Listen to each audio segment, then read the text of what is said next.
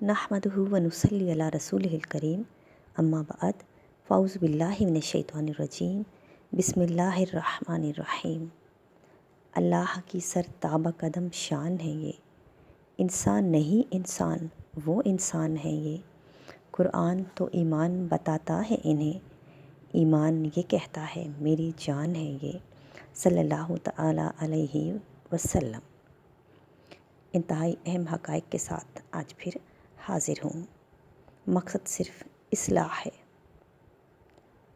मुलाज़ा फ़रमाइए, दारुल उलूम देवबंद के मौलाना अबुल हसन अली निदवी लिखते हैं दीनी दावत सफ़ा नंबर 42 पर मौलाना इलियास की मुफस्सिल सवाने हयात के बारे में। मौसूफ़ इनके अहद तिफ़ली का हाल बयान करते हुए एक जगह लिखते हैं, उम्मी बी मौलाना इलियास की नानी मौलाना पर बहुत शफ़ीक थी। फरमाया करती थी कि अख्तर, मुझे तुझ से सहाबा रज़ियल्लाहु तआला अन्हुम की खुशबू आती है। कभी पीठ पर मोहब्बत से हाथ रख कर फरमाती कि क्या बात है कि तेरे साथ मुझे सहाबा की सी सूरतें चलती फिरती नज़र आती हैं। गोद में आलम शबाब, हाल शबाब कुछ न पूछ। अब यहीं से अंदाज़ा लगा लीजिए कि बचपन में जब सहाबा कराम की रूहें इनके इर्द गिर्द फिरती थी तो इनका आलम शबाब किस क़यामत का होगा। आगे सुने। मौलाना कासिम नानोतवी साहब ने जब हाजी साहब रशीद अहमद गंगोही से ये शिकायत की, जहाँ तस्बीह लेकर बैठा एक मुसीबत होती है, इस कदर गिरानी कि जैसे 100 मन के पत्थर किसी ने रख दिए, ज़बान और कल्ब सब बस्ता हो जाते हैं। इस पर जवाब देते हैं, इन्हें मुखातिब करते हुए फरमाया, ये नबूवत का आपके कल्ब पर फैज़ान होता है और ये वो सकल बोझ है हुज़ूर सल्लल्लाहु अलैहि वसल्लम को वही के वक्त महसूस होता था। तुमसे हक़ ताला को वो काम लेना है जो नबियों से लिया जाता है। अस्तग़फ़ार। ये लिखा है सवाने कासमिया जिल्द 1 सफ़ा नंबर 258 और सफ़ा नंबर 259 पर। पैगम्बराना मनसब की तरफ एक खामोश पेश कदमी थी ये।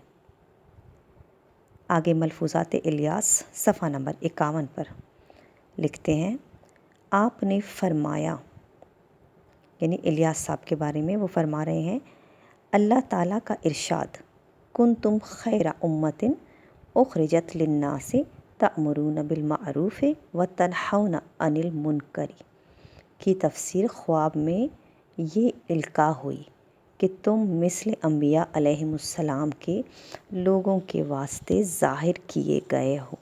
अस्तग़फिरुल्लाह।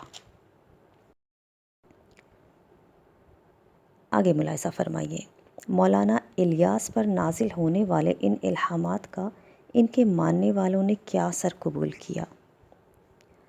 दीनी दावत सफ़ा नंबर 181 पर मौलाना अबुल हसन अली निदवी ने लिखा है कि एक बार दिल्ली में गलत तौर पर मौलाना इलियास की मौत की ख़बर मुश्तहर हो गई। इस अफवाह पर काफ़ी लोग जमा हो गए। लिखते हैं कि इस मौका पर ख़बर की तरदीद के लिए एक तकरीर की ज़रूरत महसूस की गई।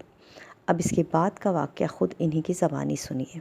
लिखते हैं, मौलाना मंजूर साहब नौमानी ने मस्जिद के नीचे दरख्त के तले वमा मुहम्मदुन इल्ला रसूलुन कद खलत मिन क़ब्लिहिर रुसुल के मज़मून पर एक बरमहल और मौसर तकरीर की और फिर यही आयत इस दिन भी तिलावत की गई जिस दिन सचमुच मौलाना इलियास इंतकाल कर गए।